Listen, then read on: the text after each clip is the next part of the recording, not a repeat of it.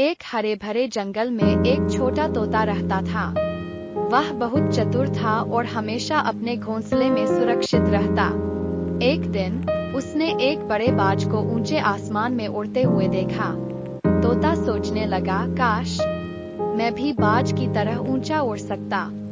तोते ने बाज से पूछा, आप इतनी ऊंचाई पर कैसे उड़ते हैं? बाज मुस्कुराया और बोला, हवा के रुख को समझकर और अपने पंखों पर भरोसा करके।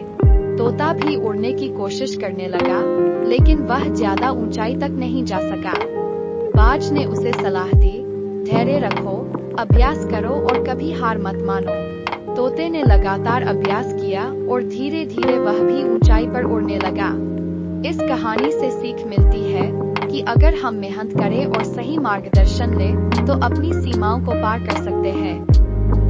दूसरी कहानी, कछुआ और बाज। एक घने जंगल में एक कछुआ रहता था, जो हमेशा धीरे धीरे चलता था।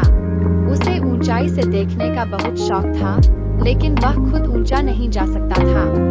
एक दिन उसने एक बाज से कहा, मुझे भी आसमान से दुनिया देखने की इच्छा है, क्या तुम मेरी मदद कर सकते हो? बाज ने सोचा और कहा, अगर तुम अपने मजबूत जबड़े से मेरी चोंच पकड़ लो, तो मैं तुम्हें आसमान में ले जा सकता हूँ।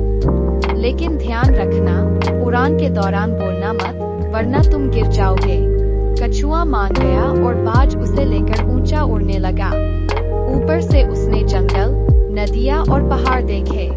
वह बहुत खुश हुआ, लेकिन जब उसने नीचे के जानवरों को देखा तो उत्साह में चिल्ला पड़ा, देखो, मैं भी उड़ सकता हूँ। जैसे ही उसने मुंह खोला, वह नीचे गिरने लगा और सीधे एक झील में जा गिरा। सौभाग्य से उसे चोट नहीं आई, लेकिन उसने एक महत्वपूर्ण सबक सीखा, अहंकार और जल्दबाजी से नुकसान होता है। See you. 1. मेहनत और अभ्यास से हम अपनी सीमाओं को पार कर सकते हैं। 2. धैर्य और संयम जरूरी है, वरना